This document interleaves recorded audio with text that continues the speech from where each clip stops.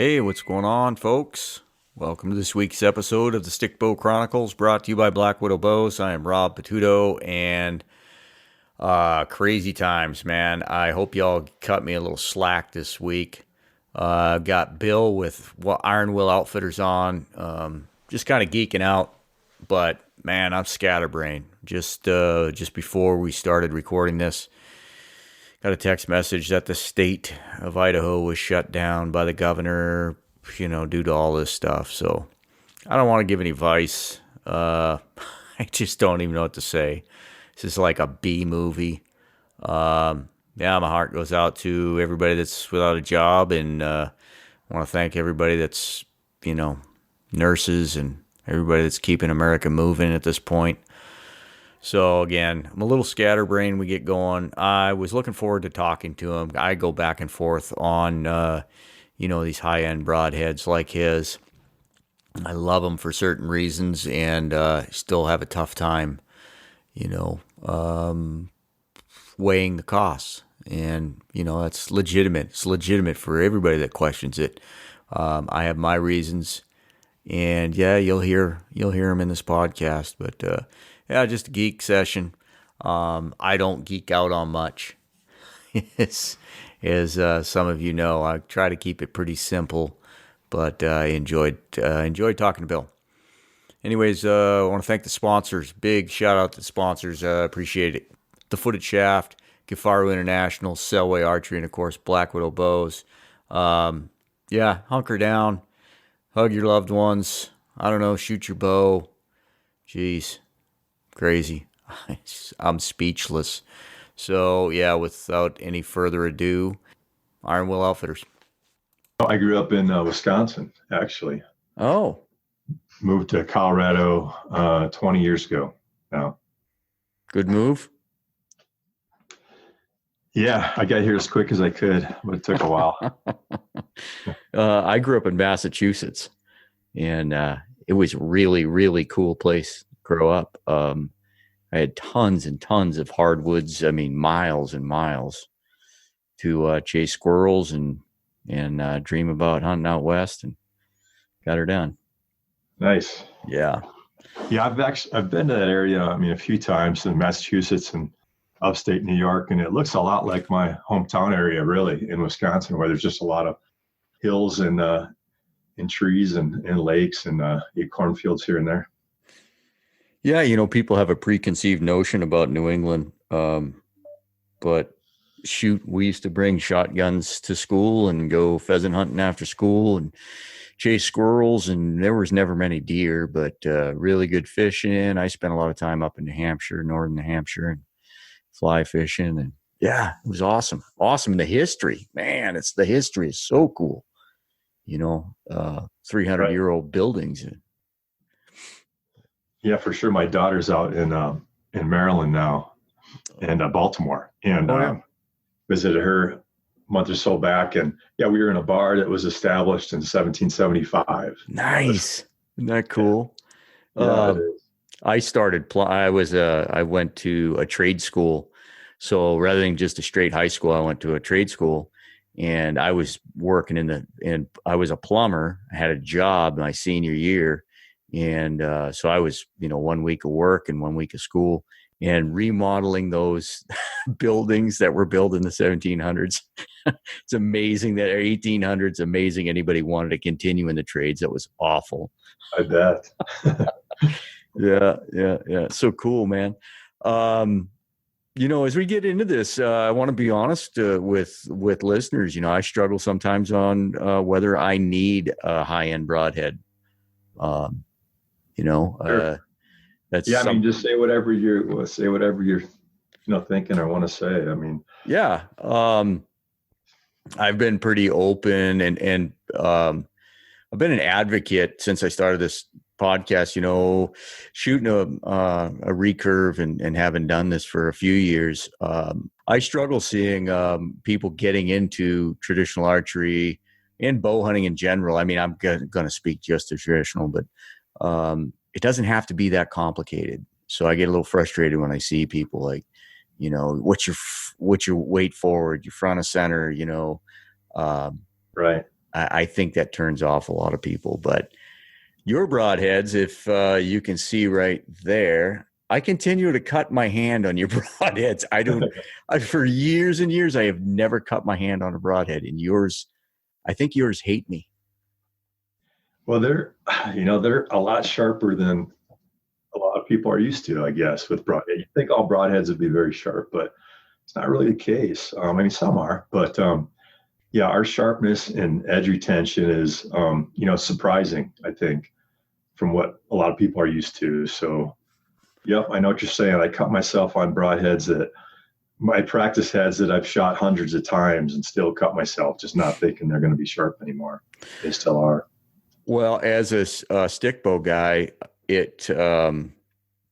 for some reason, my pointer finger on my bow, it's sometimes when I'm in the zone, it sticks out there, and I've never had a problem until I started shooting your bows or your arrows, your broadheads, with cutting my finger. And I dinged it the first year. The 150 solids, I think last year or 2 years ago, I got some of those, and to be honest with you, I bought them and I practiced with them, but I just didn't like okay, we're going to get into this. I don't want to get too far ahead, but my redneck brain says that, well, that's just not a big enough broadhead. I didn't like the shape for penetration. But I had to actually change the style of the way I shoot now and train that finger not to stick out there, because that little bleeder blade was biting me every time. Yeah, so you put your finger out and kind of hold it in place as you're shooting? Is that Yeah, so my bow hand, I shoot pretty straight wrist, and my finger at times will point. And yeah, so I get bit. So, Bill, you and I started talking when you came out with those wide cuts. Again, in my redneck brain, I struggled with the design, the shape. And I really want to talk about that. I was led to believe, because I was told that 3-to-1 shape and 3-to-1 design was a great penetrator.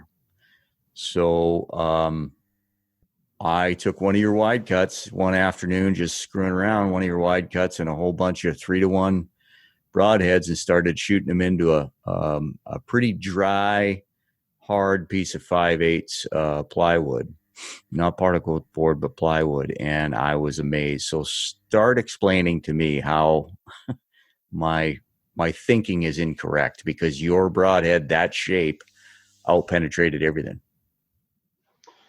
Yeah, so that 3-to-1, I've read that too in the literature. And when I started this many years ago, I was trying to research everything I could find, and then started doing a lot of testing, and I kept coming across that 3-to-1, and I just wasn't seeing that in my testing. And if I just think about it from an engineering standpoint or from physics, I think what people were thinking maybe when they try to apply that is it's like a wedge, and if you have a shallower angle in a wedge, it requires less force. If you got a wedge under a box and you're trying to move the box up by pushing a wedge, yeah, that angle will directly affect the force it takes to push through. But that's not really what's happening with the broadhead. With the broadhead, you're slicing as you're pushing through, and that force to cut through, say that hide, meat, whatever it's going through there, that force to cut through at those edges kind of trumps everything from my experience. And what I've seen is that the sharpness and edge retention are by far more important than what that angle is. A 3-to-1 angle would be, I believe, about a 10-degree per side angle. So that's a really long, narrow broadhead to get that. And in early testing, when I tested 3-to-1 versus something maybe half that long, I wasn't seeing any improvement there. And as we improved our sharpness, edge retention over the years, I was just getting greater and greater penetration. And even though I was shortening that length over the years as well to try and improve, long range flight. So in my most recent testing, I did test our broadheads with the S100, S125, the wide on 125, pushing down through a thick moose hide, and then a hide over muscle, or a hind quarter is what it really was, on aoudad, which would be similar to, I think, a deer hide and deer hair. And then a front shoulder of the aoudad, which was the hide, the meat, and the shoulder blade. And our different broadheads have a somewhat different angle to them. The S100, for instance, is shorter to get that weight down with a solid blade. That angle goes from 22 degrees in the S125 up to 26 degrees in the S125. But yet I see zero difference in penetration force when I push those two through those different materials. And that's like a 20% change in that angle, but yet I see zero difference in force. And I think it's because that the force it takes for that blade to cut through things, which is really dependent on the sharpness, I think, and holding that sharpness as you're cutting through. That's by far a bigger factor, is what I'm seeing. Is the sharpness is a bigger factor? Yes. Now, if I was, these are all, say, under that 30 degree per side angle, that I've always tested things that are, lower than that. Once you get below that range, I don't think a longer angle, or a shallower angle, for instance, I don't think going from a 2-to-1 or 1.5-to-1 versus a 3-to-1, I don't think there's much difference. I think the sharpness is, if they're both the same sharpness, I think the force will be similar to push through. That might not be the case when you're up to, say, a 45 or something where it's more like a chop than a slice. But I don't see a need for that 3-to-1 at all. And I think the negatives there are, with that longer head, you have more surface area, and it's just not going to fly as well, in my experience. Yeah, I was just screwing around. I mean, it wasn't, what I was doing was nothing scientific, but I had a preconceived notion, and they were all sharp as I could get them, just shaving sharp. I got them all shaving sharp, and I was shocked. So, in my head, I'm trying to work it through. Why is that steeper angle? Why was that steeper angle going through? And I had two heads. I had yours and what is that? It's a Magnus Black Hornet. And it's a very steep angle, shorter head, steeper angle.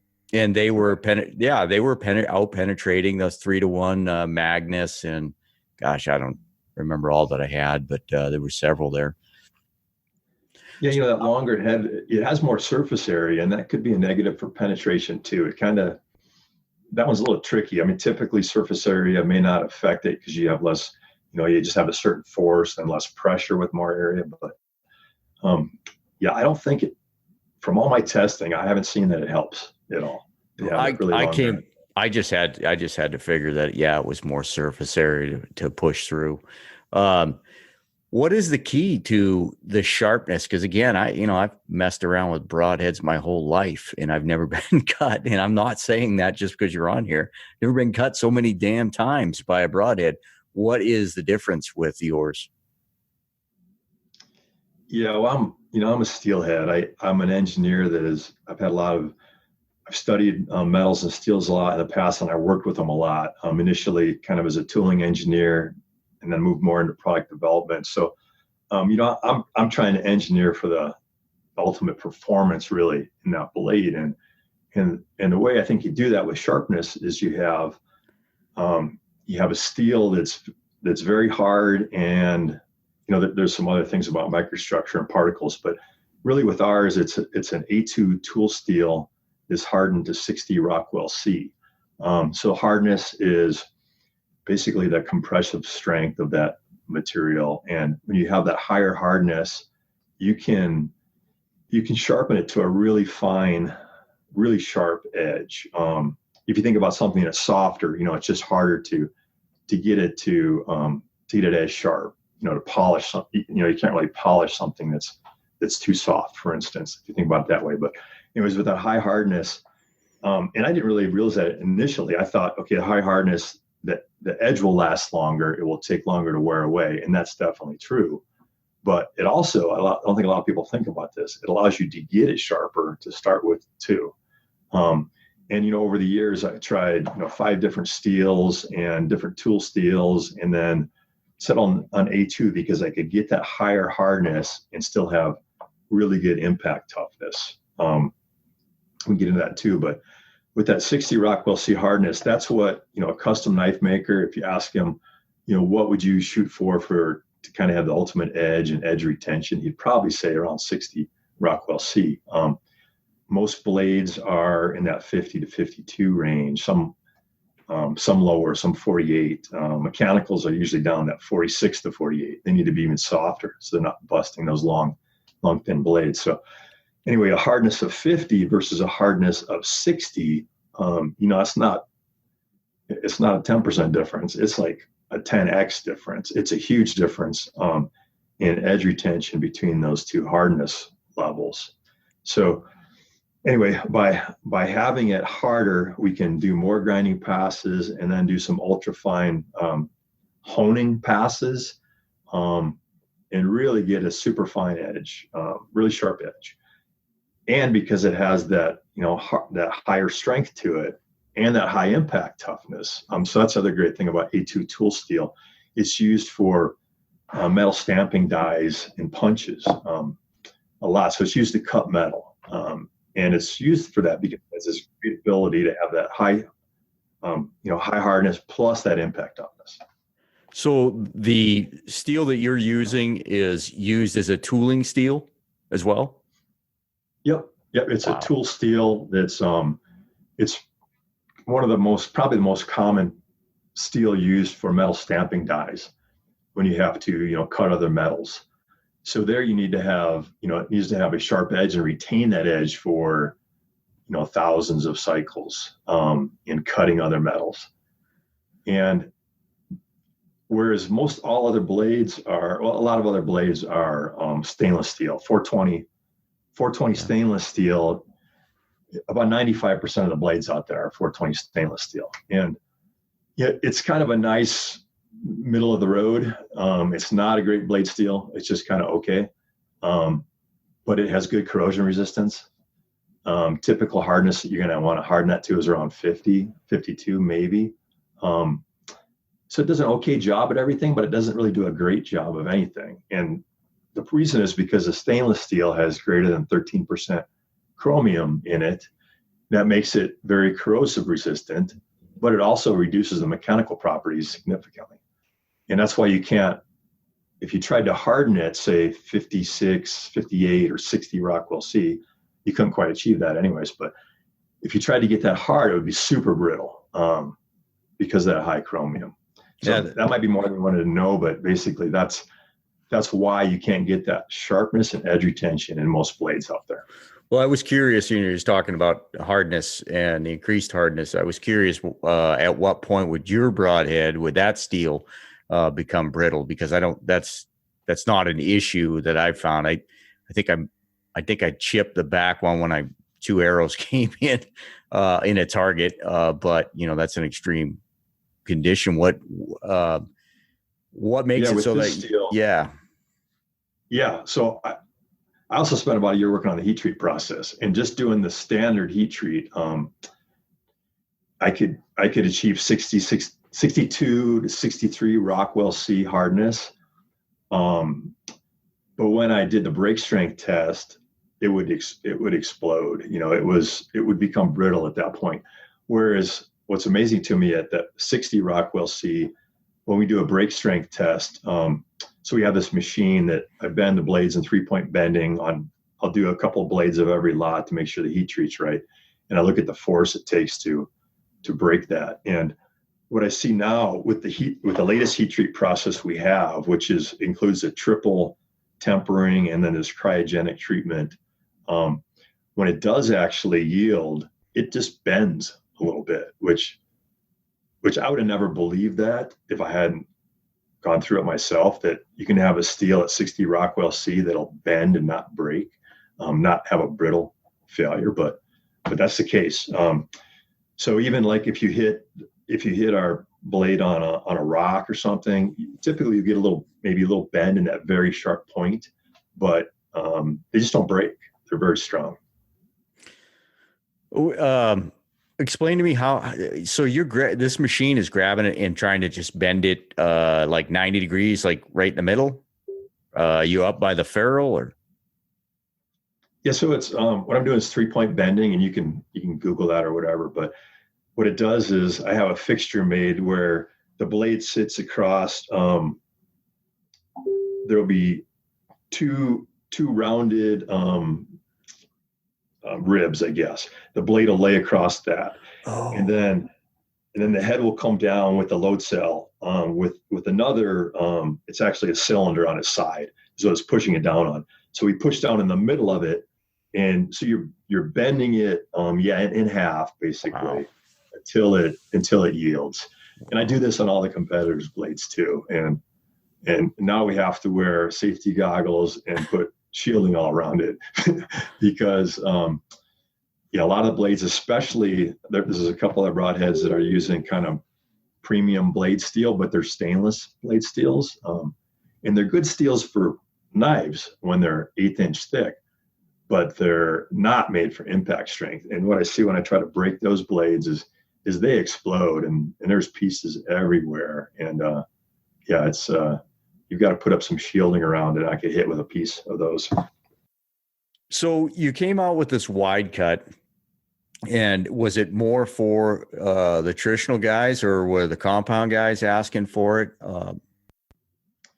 Initially it was more the compound guys. A lot of whitetail guys were, zipping through the whitetails with our broadheads and just saying, hey, I've got, a lot of, excess energy here. I could put a wider head through this deer. And I didn't want to make a wider head because I thought some guys are going to try and shoot this at 80 yards and say it doesn't fly as well, and which would probably be true. And so I didn't want a broadhead that wouldn't be as strong or fly as well or penetrate as well as what we've been putting out. And, I'd taken a lot of whitetails and other animals. And so I had a lot of, friends, and then by then a lot of customers with our kind of standard sized heads and getting quick kills and they've been working well. So, after I just kept telling people, you don't need a wider head, just, put this through the vitals and you'll be fine. But I got kind of tired of telling people just use our current heads, and I started designing and working on a wider head, doing fluid dynamic modeling to try and keep the drag down and see what the try to keep noise down, drag down, and see what the crosswind would do on it, as well as started making prototypes and testing them for long range flight, things like that. So really it was after I got to the point where I felt like, okay, these are flying well, they're penetrating well. I think this is a good application for guys that are shooting whitetails or black bears, relatively close range. I don't see any issue with using these. I don't really want to put out anything that's going to be a negative, even if people want it. But after that work, I felt really confident in it. At the same time, I had Aaron Snyder bugging me on the trad side, saying, hey, I don't hit things as precisely as I used to with the compound. I'd like a little more margin for error if I hit, one lung or back or anything like that. A gut shot, if you got a bigger hole, it could put the animal down sooner or get a little more blood on the ground, things like that. So there were some trad guys certainly asking for it as well. I didn't want to do it, but in the end, after kind of proving out all those things, and the other thing is the strength. I was concerned with making it wider. Do I make it thinner or do I add vents? I didn't want to go thinner because what a broadhead, a true cut on contact that has a blade all the way to the end, that impact at the tip is really what is difficult for the broadhead. It takes a tremendous amount of force right at the tip. So a thicker blade has a big advantage there. If you're, say, at 50 thousandths instead of 62, it's not just a 25% increase in strength going from 50 to 62, because that's what the thickness increase would be. It's proportional to the thickness cubed. So it's about 1.9 times stronger by going just from 50 to 62. So I didn't want to cut down to 50. Anyway, I ended up keeping the blade thickness the same, added some vents. Then with adding vents, I didn't want to add too much noise or drag. So I did some fluid dynamic modeling. And in the end, I'm really happy with the broadhead. I think we had all the testers shoot it to 60 yards. This is with compounds, but everybody said they shot very accurately at that range. A few guys shot much further, and we're really happy with them also. Penetration force I recently did. I was expecting a bigger difference in the force to penetrate versus our standard heads. And man, I saw very little. So their penetration force is really good as well. You know, when I first bought the solids a couple of years ago, again, I'm going off what I've been told. You know, I've ran broadheads through critters, but not scientifically, right? I'm just like, it works. Right. When I looked at that head, and again, being a trad guy, and I'm used to big heads, I'm used to big holes. I looked at that head, and I just didn't even hunt with it. I'm like, this is not big enough. Your solids, once you came out with the wide head, I was really concerned about noise, and I'm used to shooting solid, where there is no noise. Aaron's put some through some whitetail. You had some other guys put through some whitetail. Are they saying, are the deer jumpy, or, how is the noise factor? Yeah, we had somewhere between 40 and 50 whitetails taken. It's hard to get numbers with Snyder because he just shoots so many. I think he shot maybe half of those, but I think no one said that they saw any reaction that they would, consider being a noise issue. Everybody's really excited about them. If I go back to the sound testing I did a couple of years ago, I tested a lot of different broadheads, vented, non-vented. In general, vented are louder than saw blades. What I tried to do on this one is play around with the vent size and shape to kind of minimize. I have this computational fluid dynamic modeling software where I can, I take the 3D models of the broadhead and I can apply airflow over it, and I get this output of drag, turbulence, and even a sound, kind of a sound amplitude. I can play around with the geometry and things to try and reduce that sound, comparing to our original vented head, for instance. So I first did that, and then we did some kind of field testing where I was one of the people doing kind of a blind test. We'd shoot it behind the people and rate it versus different ones. And it's pretty quiet in general for the size of the head and being a vented head is what I would say. And, from that initial sound testing I did, what I really saw, which surprised me, is that, so what I had there was a friend of mine's a sound engineer. He develops high-end microphones, and he came out with a system where we put 4 of these omnidirectional microphones, meaning they just measure sound the same in all directions. We put 4 of them out there, above, below, right, and left. And we put them out there at 40 yards, and I shot through them, and the target was then back behind them. And I shot a bunch of different broadheads, and we could have what we captured from that. So a lot of guys do this decibel testing, just shooting over their phone or whatever. That's not a very accurate way to measure broadhead noise passing by something. And the sound engineer explained this to me. The reason for that is that decibel meters, they take an average decibel reading over some period of time. And it's a relatively long period of time compared to that spike in sound you get when the broadhead goes right by something. And sound is proportional to the distance to the square to the fourth. It's square to the fourth. I can't remember. Anyways, so you get, when something goes by something close, you get this big spike in sound, but it's fairly quiet when it's a distance from it. But anyway, the decibel meter, the background noise has a big effect on your readings, and it's not a great way to compare two things. But what we captured was an actual plot of sound amplitude over time. So we had this plot where you'd see, okay, you get this spike from the bow going off, and that was a pretty big spike. And then it drops down and it's very quiet until you get just a few yards from that target, and it flares way up. Okay.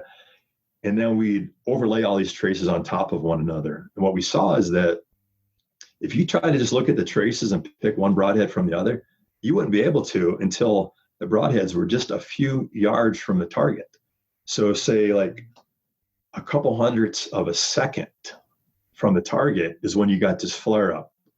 Now, if you're shooting by your buddy or something, they just hear the whole thing. And then afterwards they say, okay, this was louder than the other. But in reality, what they get is this really loud sound when it goes closer by them. And that's really what they're kind of comparing. Anyway, my conclusion from all this is that sound of vanes or blades or vents don't matter as much as people think. This is just from the data. Okay. This is just from the sound amplitude plots. And when I could really pick out a difference in one broadhead over another. So my conclusion from all that testing was that it doesn't matter as much as people think. When the animal really could pick up a difference and think, oh, this vented blade is louder than a solid blade, it's kind of too late. It's only a couple hundredths of a second from hitting them. Another thing I learned though is by making a solid blade and by changing some vent shapes, but certainly by making a solid blade, I could make a quieter head and people would be happy with that. Even if it didn't matter, right? So that's actually when I came out with the solid broadheads. But it was a little stronger blade. I thought there was a lot of good things about it, so I came out with it. But anyways, that was kind of my scientific testing. And, you know, people will argue that and they'll tell me, well, look at this video. This deer didn't move at the sound of the bow going off. He moved when that arrow was about halfway to him. And I'll say, well, that was true. But sound takes a while to get there. Sound takes, you know, you shoot that bow and sound takes maybe a tenth of a second to get to them. And then there's some reaction time, you know, in a human, I think it's around a tenth of a second. In animals, maybe it's half of that. But anyway, say 0.15 seconds or so before the animal really physically can react. And yeah, then the arrow's halfway there. So my thinking is it's still more the sound of the bow, and they look at you, they heard something, they look at you, and then they're probably picking up some motion as well. And then they either move or they don't. And that little bit of sound increase from a vane, or from say a vent to a blade, or a little bit longer vane, I don't think it matters as much as people think it does. At the same time, I'm trying to reduce the sound because I think, you know, why not? If we can, why not have a minimal, you know, reaction from that animal if you can? But I don't think it matters as much as people think. The other thing I want to mention though is the only thing I could pick up immediately after the bow was shot in all its traces was feathers. So most of the testing I did was with vanes, and 3 vanes versus 4 vanes, and, you know, blazers versus max stealth and things like that, you know, higher profile versus lower profile. And then I put some feathers in there, and the feathers I could see, right? I mean, all the other traces were down there low until this flare up at the end, and the feathers were just flared up the whole way.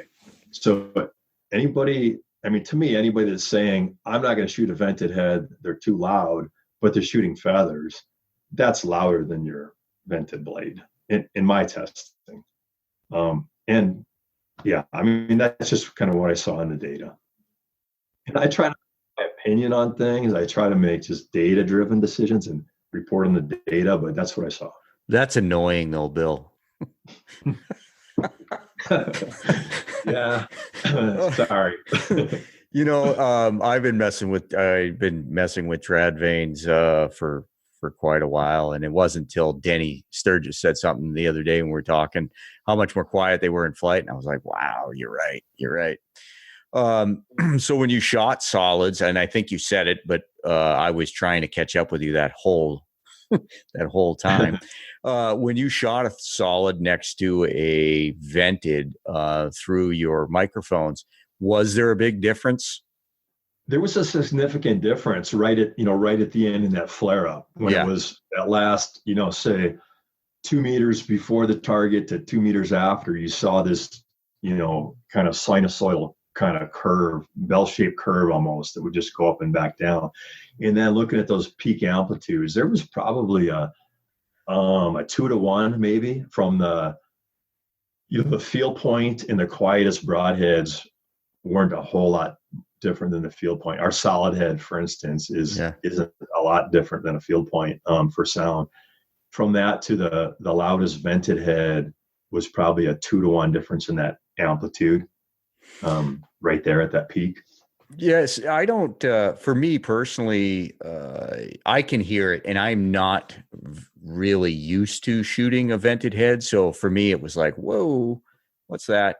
But as far as elk go, or bear, moose, it's been my experience that they're not keyed up, like an Alabama whitetail, or, name it, maybe a Michigan whitetail. I don't know. Even our whitetails out here are not keyed up like some of those southern states.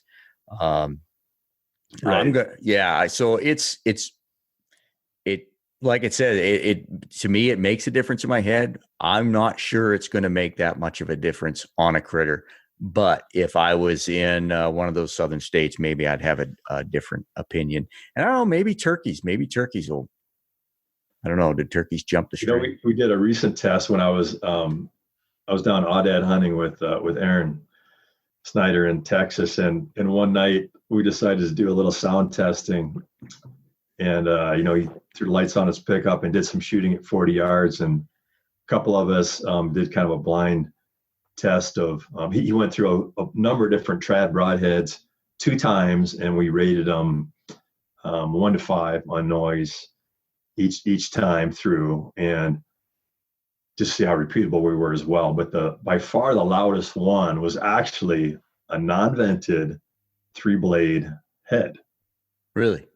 Yeah. And so it isn't just a vent or no vent. It's more, to me, what's the geometry doing? And is there something causing an kind of an oscillation in there? And, so what causes, and the one that was loud, it kind of had a hum or a buzz to it. And, so I think what happens is you can create these little kind of eddy currents on the back of edges as that flow is going over there. And, what you want is things to be streamlined and just kind of smoothly flow around it. And when you get this turbulence happening, and in this 3-blade head, you could kind of see the geometry on the back edge was kind of strange, and you could see how it would create kind of a pocket, in the flow. And what happens is you get these little eddies, and what's the scientific term for it? I think it's I can't remember right now, but I'm going to throw out Venturi effect. Well, you get these little currents that are separating from the edge, and they can cause some oscillation to occur in the pressure there, and that gives off this oscillating sound. Really, it can create some kind of buzz. So in the fluid dynamic modeling, that's kind of what I'm doing there, is trying to minimize as much of that as I can. But I mean, to be honest with you, I don't think there's a lot of engineering that's gone on in broadhead designs, in the past many years. And that's really why I was trying to just find a better one myself by testing different ones. And at some point, I just decided to really put in some engineering into making a better head. And anyways, I think, it's not just vents that can cause loudness. It can be a lot of things in the geometry. And like we saw, well, the loudest head was a non-vented head. It just had some kind of funky geometry on the back of it. I got to back up because I did have a note that I missed when we were talking 3-to-1, and the steepness of the angles of your broadhead, and the other one I was talking about that far out, and I mean far out penetrated my 3-to-1 heads. How do you think the Ashby report, and how do you think the 3-to-1? I mean, do you think he was wrong in what he was coming up with? Man, that's a good question. I read those reports way back when I started, like 2004, 2005, I think is when I had a broadhead fail on an elk back in 2004. And that's what got me started in the researching and testing heads. And I went really heavy for a while and things like that. And I read all his reports, a number of times now, and trying to understand why my results don't really match his. I think there's quite a few differences. One is using traditional equipment at close range. They were some really big animals. I think a lot of it was in that 10-yard range, at least 10 to 20-yard range, with a longbow. I think arrow flight is super critical when you're shooting something that close. I think some of his findings on FOC might have had more to do with higher FOC. You've got a stiffer arrow and you've got a higher frequency of recovery, and that arrow's probably going straighter when it hits something 10 yards away. I think some of the things that might apply there probably aren't really applying to things that are further away or certainly out of a compound. Because the physics, the FOC, from a physics science standpoint, it doesn't make sense that a 25% FOC would penetrate better than a 20% FOC, for instance. That's only shifting the center of mass forward a half inch or something like that. And it's really about penetration. Is just going to be mass times velocity. So its change momentum is going to be equal to force over time. So it's really just the momentum, or the mass times velocity of that arrow when it's hitting, to determine your penetration. So, some of these claims saying bumping FOC up from 20 to say 25 is going to double your penetration. No, that's not happening. Scientifically, I don't understand the math there. It doesn't make any sense to me. So yeah, there's things like that. But the 3-to-1 ratio, why you saw that better, I don't know. One thing I wonder, these were different heads from different manufacturers, likely. Maybe one was a lot sharper than the other. I don't see that at all in his study. And to me, I've seen that as be a huge factor. I know just the penetration and the force to penetrate on just my broadhead with the same design is greatly changed by just making them sharper. And so basically, I think there was probably things confounded in his testing that maybe he didn't know about. And one of them could have been sharpness, for instance. And that might be why the single bevel he thought was better. Maybe it was also sharper. Maybe he was better at sharpening that single bevel versus double bevel. I don't know. I'd like to talk to him and bring up some of these thoughts. I've got a lot of respect for the guy. He did some tremendous, work in testing. And, I think he did good stuff. So I don't want to sound disrespectful. Just from a scientific standpoint in my testing, my results have been different. Do you, have you ever tested single bevel heads? And is that something, that you would be, that interests you in looking down that road? Yeah, I tested them initially, way back when I was getting a bunch of different heads and testing them. And I wasn't seeing what Ashby stated, that they penetrate better. I just wasn't seeing it. And I think he said they penetrate through bone better because they rotate and break out a little bigger hole, and then the shaft goes through more cleanly. I don't know what shaft size he was using. Maybe they were really big shafts and that had a bigger factor. What I see in my testing is that, for instance, an ironwood broadhead, it's breaking out this kind of football shaped hole through the bone, through say a scapula, and the shaft's all clear in there. And anyway, and I saw similar results just testing different manufacturers' heads in penetration through bone, whether it was single bevel or double bevel. So I think there's a lot of hype about it that I don't really see. I think sharpness is a way bigger factor. And so anyway, in the past, that's what I saw in testing a couple years ago, where I had other single bevel heads from other manufacturers versus the iron will heads. I was seeing the force to penetrate with these other heads, and they included single bevels and double bevels, the force to penetrate was about double that of the iron will head. But I really attribute that all to sharpness and edge retention, because with multiple passes, I saw the forces going up on these other heads. And then when I looked at the edges under 200x microscope, 200x magnification, I could see those other edges starting to kind of mushroom and flatten. And this is only by, thousandths of an inch or so, or maybe a couple thousandths, but it was enough that the force would go up just to cut through hide. And then I'd say in general, I saw a little higher force with a single bevel versus a double bevel. But that makes sense from a physics standpoint, that a single bevel, it doesn't just want to slice straight through. It wants to kind of push to the side, or in case of a broadhead, it wants to rotate. And so using up some of the energy to rotate would mean it should penetrate not as far. It should penetrate less.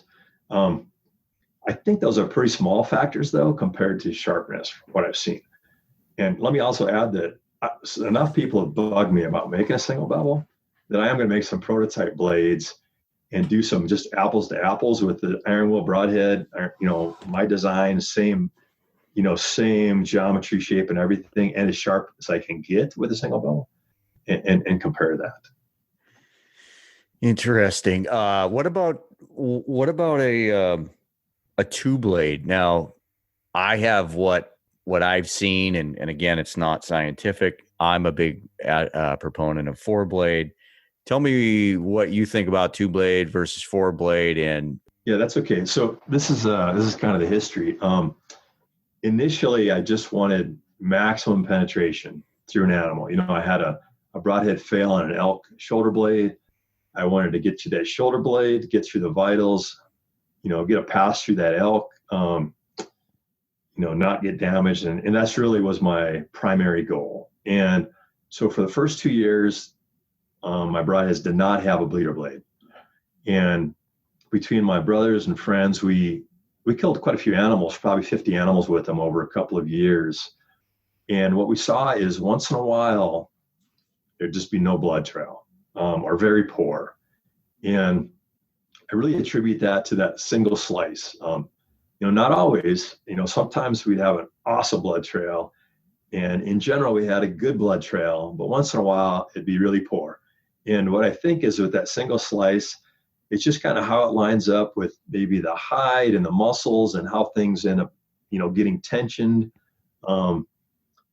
But for whatever reason, sometimes we get a poor blood trail, and I didn't want to add it. It added complexity. I was concerned it was going to reduce the penetration. It was harder to get that strength I wanted in the blade and the ferrule, and I iterated on that design for multiple times over years. When I finally got it to the point where, I wasn't reducing blade strength of our main blade or ferrule strength, and now our blood trails were getting considerably better, significantly better on average. And there was always some blood on the ground. Generally they're very good. And we never had one that we'd say, I couldn't track this. So to me, it's pretty important to have. And I think when you make that cross cut, you just have a situation where it really can't close up, because those inside corners of that cross, now they really can't stay, together, because they're going to drop tension, they're going to pull away, and you're going to leave that kind of hole through there. So to me, it kind of assures that there's some stuff coming out of that hide, blood, etc. So, and what we saw in penetration testing is it's pretty minimal. It kind of depends on what you're pushing through, but I would say it's maybe a 5% reduction in penetration. You don't give up very much. And what we have is a 3/4 inch wide bleeder that's set back from the main blade quite a bit. And we did that through testing as well. We had kind of a 4 blade that went all the way to the tip, testing that. And that took higher force, especially through bone, compared to that bleeder that was set back. And I think about it like, I think the main blade splits in one direction through, and then that bleeder does a little cross split, that's staggered back. It's kind of like lifting 50 pounds twice versus 100 pounds once, maybe. But anyways, it it reduced the force to penetrate, and that's really why I like that bleeder blade set back like that. It also had minimal impact on flight, and I think that helps as well, kind of setting it back. And there's already this, just kind of looking at the flow over it. It had minimal effect when you set that bleeder blade back a ways. That's a little bugger that keeps cutting me. Damn bleeder blades. You mentioned something earlier about arrow shaft and the recovery of an arrow shaft, and that was something, stepping back a little bit, that was something I struggled with when carbon arrows first got big. We were all shooting aluminum shafts, and when they talked about recovery faster, and I'm just throwing this out there in case other people can't pick up on it. So you have a same spined arrow, aluminum versus carbon, and the quickness of it coming back and recovering in flight.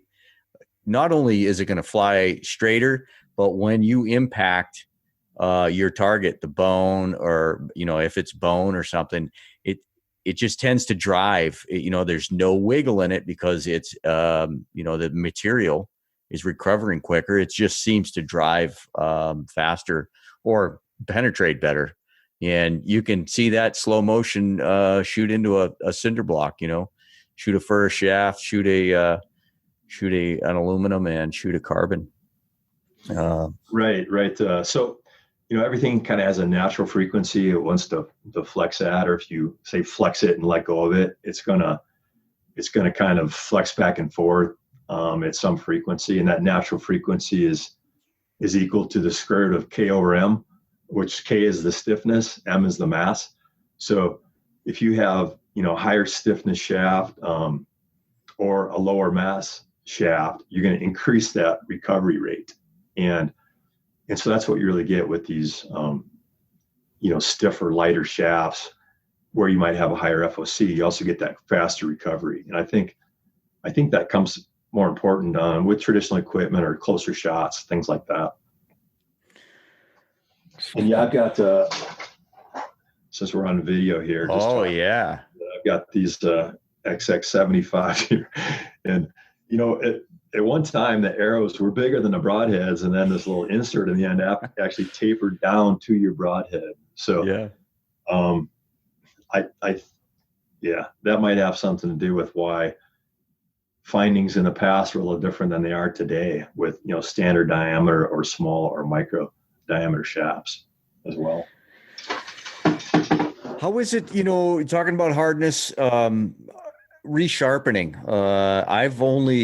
I've attempted to dull one of your broadheads. I haven't really started to resharpen it. Am I in? What am I in for there?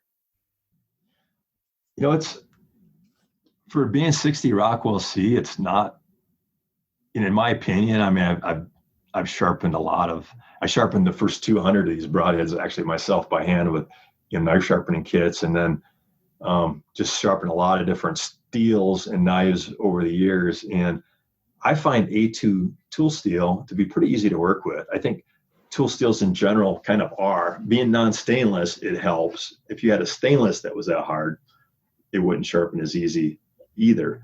But what I find is that A2, I think it's relatively easy to sharpen, and you can ask knife guys that have an A2 steel knife. Bark River, there's quite a few other knife companies that use A2 tool steel. To me, it sharpens up relatively easy. It's a lot easier to sharpen than some of these super steels that have the high carbide particles that make them that hard. Some of the steels, and I'm not going to mention any knife companies or names because I don't want to turn people off of them, but if you look and see how they achieve that high hardness and that wear resistance, sometimes it's by having very hard vanadium carbide particles that are, say, 90 Rockwell C that are in there.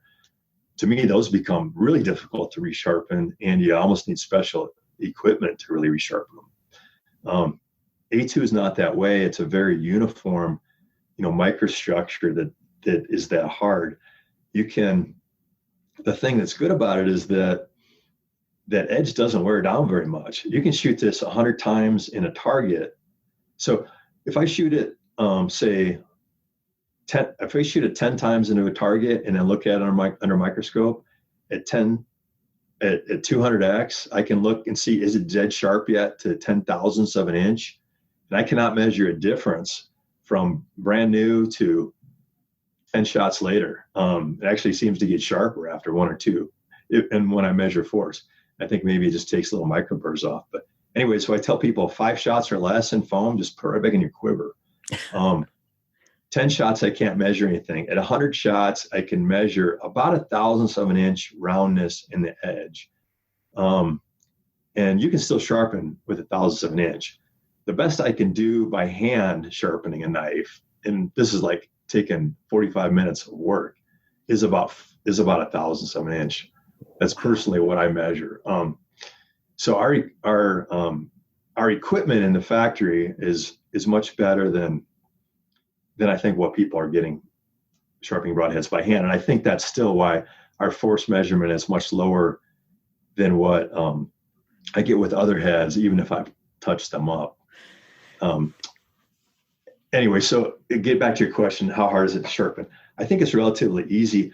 And part of it is that it's not worn down very much usually to start with. So if I've shot it 100 times in a foam, I'm just taking an extra fine stone and, going back and forth on that edge, say 5, 4, 3, 2, 1 times, back and forth on each edge, which might take me a minute or two. And then often I'm able to shave hair again at that point. Do you pull the bleeder blade out to do that? If you're shaving hair on your arm, it's not a bad idea. But typically, if I'm doing it if I've just shot in foam, typically I'm not. I'm putting it on an arrow, leaving the broadhead together. We sell a little double-sided sharpening stone with a white side that's extra fine, or just use any extra fine stone out there. Typically, I'm just hanging the bleeder off the edge of it, and I've got the broadhead at an angle just so I can hang the bleeder off the edge. And I'm just touching the edges up, and I can do this in the field or whatever. And I'll do that just a minute or two. If I'm able to shave hair at that point, it's going right back in the quiver. If I'm not at that point, then I'm probably pulling the torque screw out, pulling the blade out, clamping it up in like a Gatco. I've got a Gatco Lansky Cam-E. Wicked Edge makes a nice one as well. But these are all systems where you clamp up that blade, you use flat stones at set angles. Our factory grind is 19 degrees per side. So usually recommend sharpening it 20 to 22 degrees. So you just take up minimal amount of steel right on that edge. And you can go through, and typically you don't have to go all the way to medium stones. You just are going to, say, a fine and extra fine stones. And you can go on our YouTube channel and look at our sharpening videos, and I've got a video kind of showing this. But yeah, it's pretty quick to use one of those systems and bring the edge back to where you're shaving hair again. Do you hit them with the steel at all?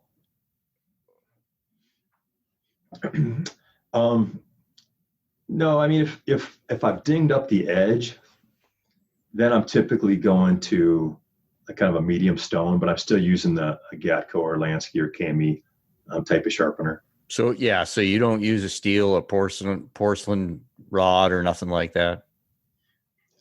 I've used about everything, and the problem with the porcelain rods, and some people are excellent at using them, and I think they can work really well if that's your preferred method. The problem is it's a point contact on the edge, or kind of a line contact. You've got a cylinder that you're pushing a flat or an edge right against. So with any force you're giving, pressure's force divided by area. So you can have a super high force or stress on a point, and it's pretty easy to roll that edge over. Yeah, I see what you're saying. I think steeling, though, is done very light. So when I do knives, I'm pretty anal about my knives. It's just super, super light, and then I go to a strop. But yep. So that's what I was going to say. Is that if you're using that kind of a system, really light edges, and and I've used them. I've got a Lansky ceramic rods sitting next to me here that I have played around with, and I've used it and then looked at the edges on our microscope, and I've just found that if I use high pressure, I can create a burr and make it worse. But if I use really light pressure, those can work really well. Okay. And I think we're talking about two different things here. I'm just talking about a one rod, and I only threw ceramic in there because I think some people do. I just use a steel, one rod steel, just to touch up the end. Yep. I understand. Yeah. So when we wrap this up, I'm going to talk about, or I want you to talk about sharpness just for a second. I struggled with, why do I need broadheads, that cost this kind of money? The sharpness thing to me is beyond comprehensible. I've used Magnus. I've used several different models of Magnus. Last year I was using, and I like the design in my head. Again, I don't know why. I don't have scientific proof, but stingers. So I was shooting it's a stainless blade with a bleeder blade. I'm pretty good at getting things sharp. I mean, I'm pretty good, and I can get those things hair popping sharp. Whitetail, maybe not as much as elk hunting, right? So when I'm elk hunting, I'll pull an arrow out when I set up, and I might set up once a week or every 3 days. You might set up on something. So that arrow's coming in and out of my quiver a couple times a week. Now, whitetail hunting, if I'm in a tree stand, when I get in, I put an arrow on. When I might change stands. So 3 times a day, I'm swapping those out. I could not believe how quickly it took the edge off last year. I guess maybe I just paid more attention. So then I got to thinking, all right, so it's not a big deal to touch this up. Well, then when that arrow enters the animal, if it's that easy to take the edge off going in and out of foam that's already been cut, what kind of sharpness do I have when I'm exiting the animal? So at some point, it's getting duller. So to me, this is how my brain's working. Wow, this thing I can shoot so many times into foam, still cut my hand. I took it one step further. Okay, quartering away elk, quartering away moose, or quartering away deer. If I'm entering that paunch to get into the boiler room, what kind of edge do I have on my Magnus Stinger or fill in the blank by the time I get to the heart and lungs? That's how my redneck brain worked. That's why I really like what you got going on. Yeah, that's really what you're paying for in our broadhead, and is the sharpness and edge retention, and the other thing is the impact strength. So you don't need to use our head. And here's some other findings that will, let's say you just don't have the budget. These could be hard times coming up here, and you want to kind of maximize your penetration, with a lower cost head. My recent force testing, I measured the force for our broadhead to penetrate in those different materials I mentioned, the moose hide plus muscle, hide, muscle, bone.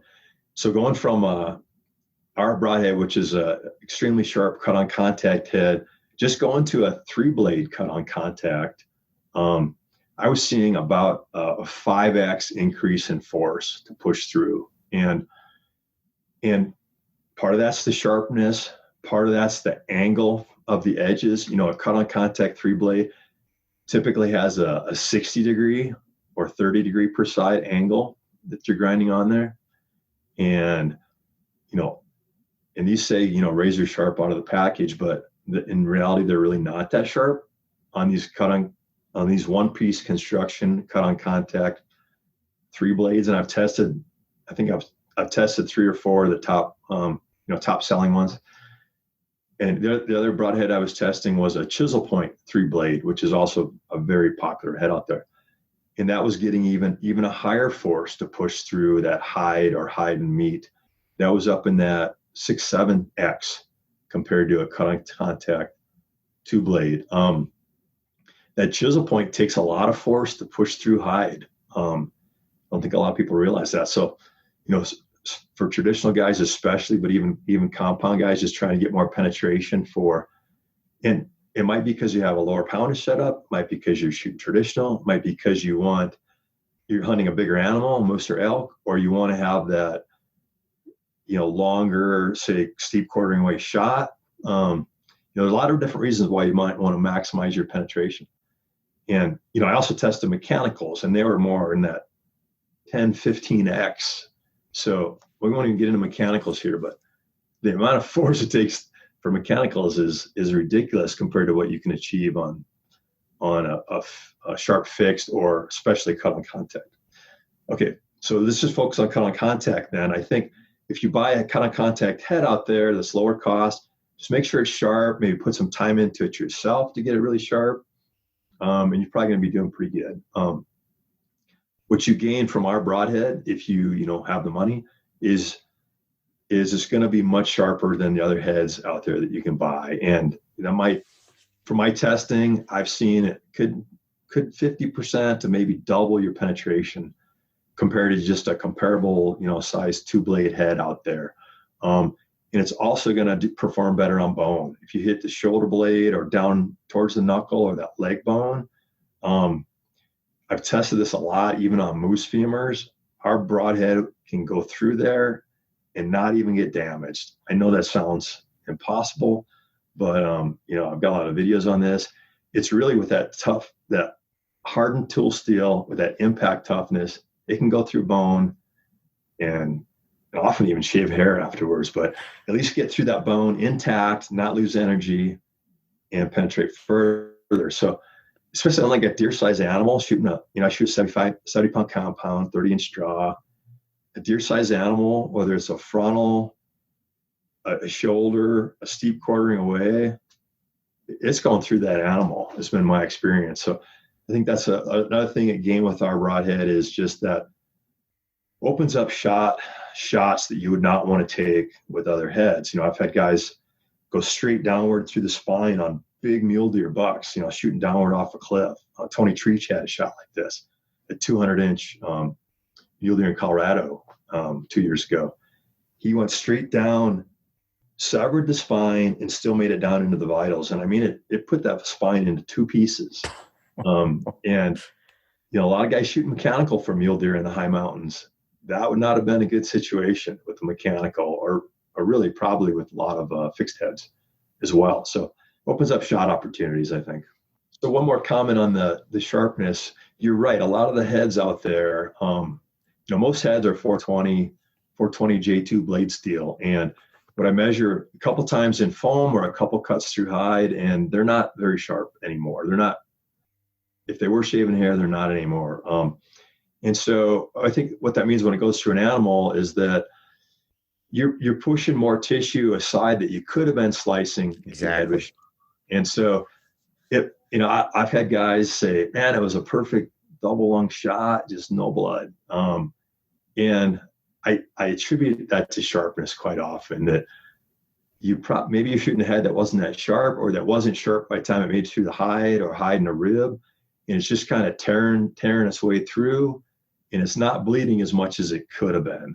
And so the animal doesn't die as fast, and there's not as much, blood on the ground. And that's why, if you take nothing else away from this, make sure your broadheads are really sharp, and better yet, make sure they have good edge retention as well. Yeah.